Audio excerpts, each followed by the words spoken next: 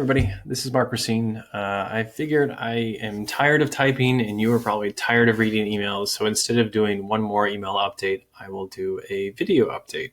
So what I'm going to do is I've just got some brief updates for this week on all the topics we've been talking about and some new stuff. And I'll just go through a very, very quick slideshow.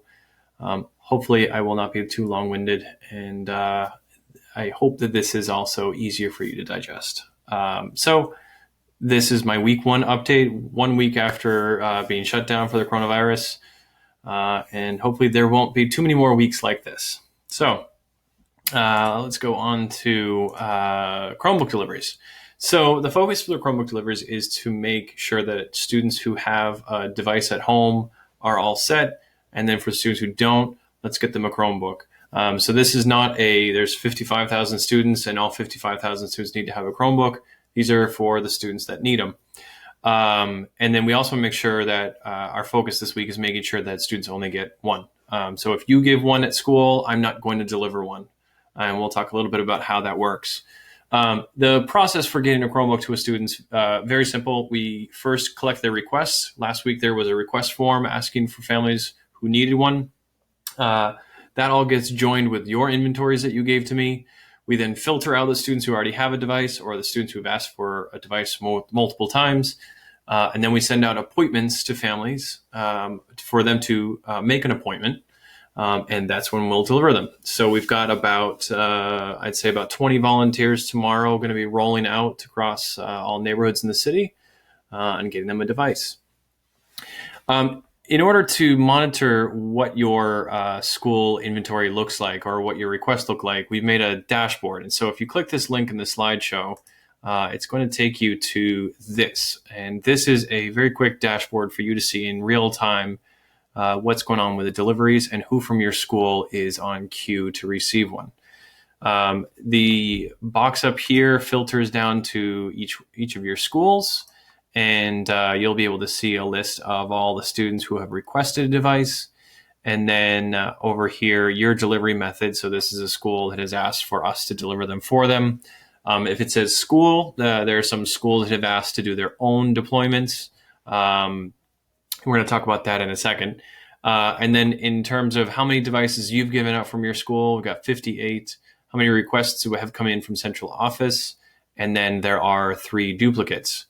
We've already delivered 3 to this school, and so that's how you can see the difference is this list here, which is yet to be delivered. If there's a student that does not appear on this list and you know they need one and you can't get them a device, you can request one for them here.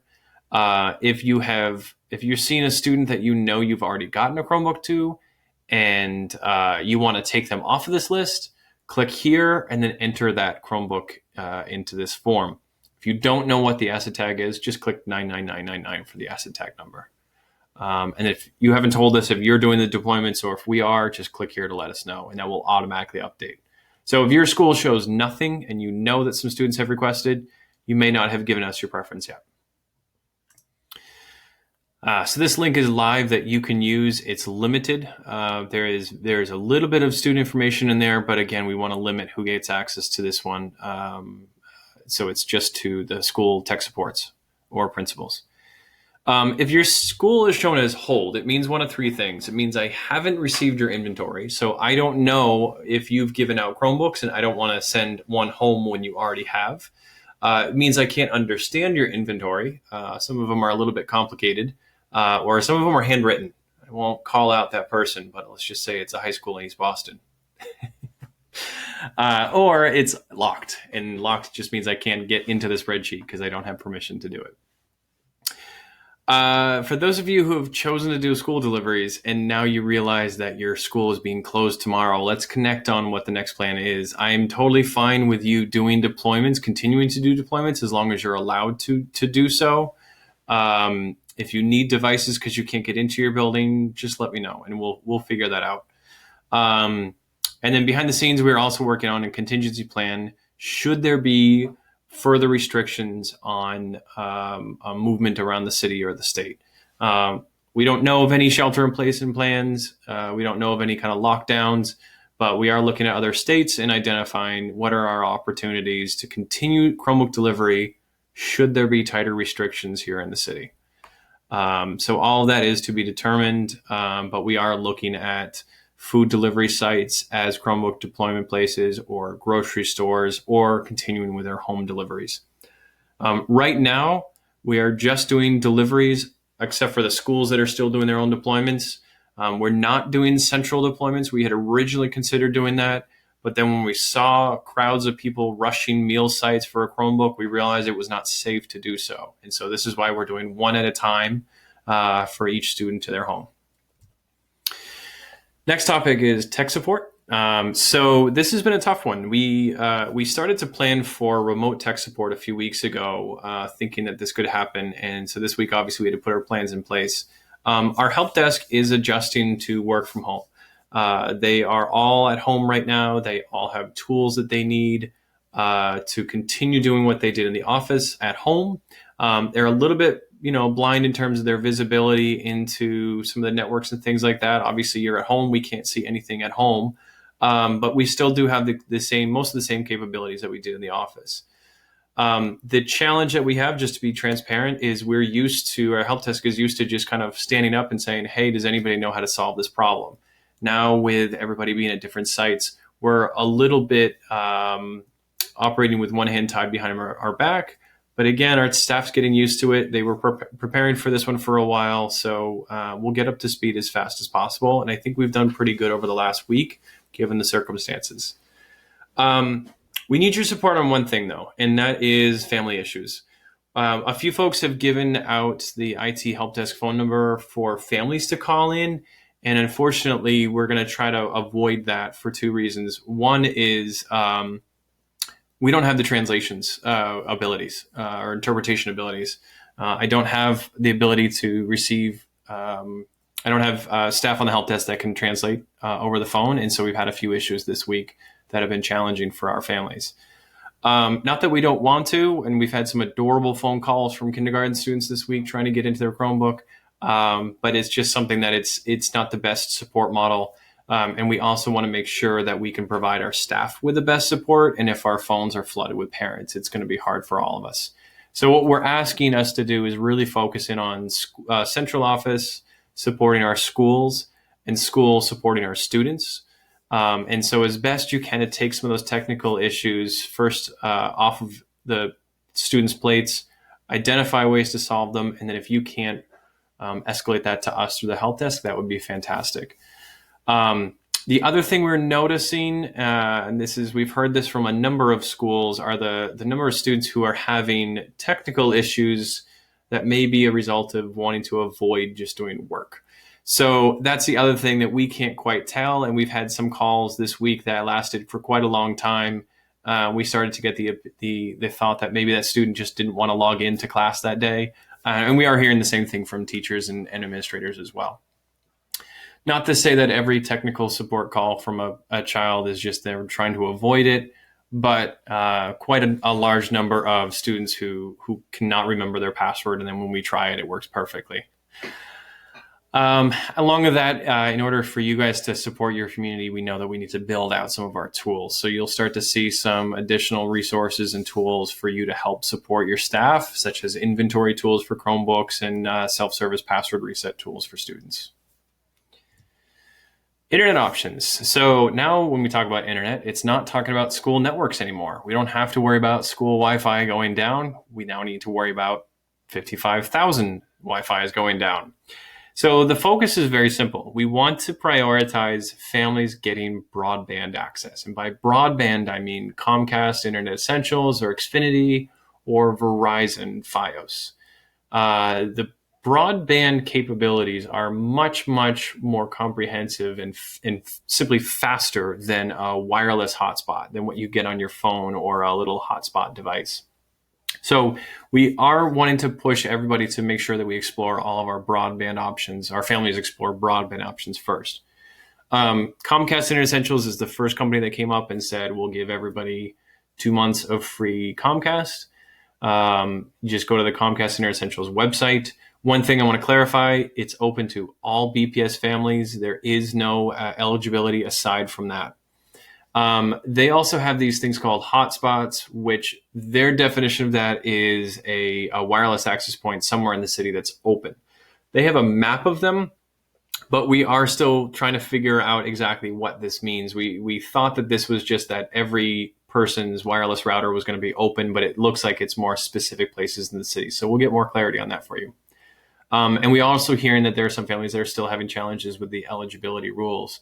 The big one that you hear is that if you owe Comcast any money, then you cannot join into Comcast Internet Essentials. Now is not a time for our families to pay back any bills. So there are some families that are left in the dark. So this is where these other two projects, the Sprint 1 Million project, as well as the Verizon hotspots, come into play. Both of these grants, the first one is open to all high schools, which a lot of high schools are already involved. We've already deployed 1,300 hotspots to students through this, or cell phones. And then Verizon has pledged about 3,000 hotspots for us. That's where I said if you've got 15 hotspots available to you to start, and then we'll start to load more into our larger schools or our schools with higher need. The Verizon hotspots, they have not come in yet. I apologize. I'm just waiting to find out exactly when they're going to be coming in. But they're a small device. It's about the size of maybe a wallet. And you'll push it on and it will make a Wi-Fi hotspot for you. It's fast, but it's not going to be broadband. So, these are the kinds of things. We have a limited supply of them, and they're not the perfect tool, but they'll help us get through this crisis. So I do need your help in identifying who those right families are for those. And once they do come in, I promise you I will be the first to tell you that they're in and give you next steps for how to get those. So just know that you've got about 15 for your school to start, and then we'll figure out the rest once they come in. All right. Moving away from kind of infrastructure things, support and devices and internet, working from home. So now that we can all kind of take a breath after week one, we now realize that working from home is not as easy as it sounds. We're adjusting, you're adjusting, and you're also adjusting to teaching from home. So the big thing that I would love for you guys to do is to establish routines with your school. If you're providing support to your staff, or if you're a principal watching this one, some of the things that you can really do to get people into the mood of working from home is to establish routines within your building. So that could be something like every day we're going to do a staff meeting at this time, or we want teachers to post in their Google Classroom at this time. I realize that it's very hard right now with everybody in a different place, and we're still just recovering. But one of the ways that you can help your community out to recover is to just reestablish communication through routines. We've also heard already that students are overloaded with emails, and they're already pushing back saying, how can I get so many emails from my teachers in Google Classroom? So routines also help with that. So that's when students can know when to expect an email from their teacher. The other thing too, and I want to start with this, I don't want to say that we should pick this up when it becomes a problem, but let's establish some ground rules for professionalism, and that's something that you'd want to do within your school. You may want to talk to your principal about this one, or if you are a principal, you may want to talk to staff about this one. But little things like video call attire, or being able to remind staff around, hey, when we're within the working hours and we're going to do a video chat, I expect everybody to talk and act and dress the same way that you would if we were physically in the building. I don't think you need to change expectations, but it does help to remind people of working from home is still working and what you used to do in school, even though you're in the comfort of your own home. And here I am dressed in my casual clothes. Let's not go overboard with our casual nature. And again, working from home is still working. That's kind of the basis of that message. And the other thing we are starting to see problems with is teachers that are posting photos, and everybody's really excited to show what they're doing online, and it's heartwarming to see. But we want to be careful with too much student information going on social media like Twitter and Facebook. Students have privacy, and the tough thing about this is they're now in their home. And so when we're taking photos of students on a Zoom or a Google Hangout and posting that, it can be even more invasive for a parent, because now you're seeing a picture of your child in your home on social media. So Try to refrain from posting student photos and be very, very careful with what you do publicly. And you'll start to see in a lot of our trainings, we're going to include some of these messages as well. Some new resources. I'm super excited to say that Zoom is now live. So let me show you how to get to it. When you are in Clever, you are going to zoom into the Zoom button. And so when you click on this button, it's in the staff links right towards the top. When you click on this one, it's going to log you in through your Boston Public Schools account. And it's going to ask you to sign into your current account or switch to the new one. If your teachers have already used Zoom, if you've already used Zoom, then you're going to want to click this first button. And what that's going to do is it's going to merge your free account with the new BPS account. And so the personal accounts, you may know, they're limited to 40 minutes or less. The BPS one now is unlimited, and it's got a higher number of participants allowed in it. If you've never used Zoom before, it's awesome. I would recommend that Google Hangouts is good for smaller groups, maybe 15 or 20 or less. But Zoom is really good for large groups of people, and we're using it quite a lot now that we are working from home. The main difference between Zoom and Google Hangouts is that you have, as a moderator or a teacher, you have more control. You can mute people easy. You can turn their microphones off. You can have folks raising their hand. You can even do breakout sessions. That means it's a little bit more complicated. And so let me switch back to here and show you some of the new things that we have to go along with that. So our training schedule, if you have not been to the BPS coronavirus page, our training schedule is still there. So you can see everything that we're doing over the next few weeks. Lots of Zoom, lots of Google Hangout, and lots of Clever. After those 2 or 3 weeks, we're not going to stop training. We're going to continue training with new topics and think about what's going on with the coronavirus, what are the challenges that our teachers are having, and how can we support you moving forward. So keep an eye on that training schedule. I've linked some awesome tips and tricks here from the team. Healthy habits, protecting student privacy online, how to use Zoom, how to use Clever login, all of these things.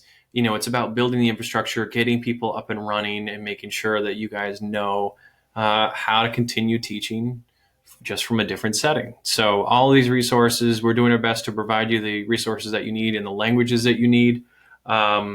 And if something is not translated, if it's geared for families and students and it's not translated, it will be. Just give us a little bit more time as we're trying to pump out as much information as possible. So to kind of close it up, here's some 3 big things that we're going to be working on this week. The first is just developing our support options for families. Like I said a few slides ago, we really need your help in building that out. I'd love for you if you could help us in trying to triage technical issues for students before escalating them to us. And if you could, please don't give out the help desk's phone number. We are adequately staffed to support our teachers and our staff right now. We are nowhere near adequately staffed to support families and students on top of the issues we talked about earlier with translations. So the more we can keep the IT help desk line open for staff, the better it will be for you. We want to move into providing you with some more real-time data. A lot of you have asked questions around how many students are online, who's doing what, are there any issues, and are there any tools that we can make sure that you have in your hands to lead your school's technology from afar. So we're going to be working on that and giving you some real-time data. And that principal dashboard that I showed earlier, that's the first example of one to come. And then other than that, it's all about Chromebooks this week. It's just getting out as many Chromebooks as we possibly can. And if you're willing to help, if you're able to help, by all means, we'll definitely use you. So that's it for this week. Hopefully I won't have too many more big updates, but if I do, I may end up doing this format a little bit more. If it works for you, it's easier on my hands because I am so tired of typing. So thank you so much. I'm going to stop this here and I will see you virtually for the time being. Thanks.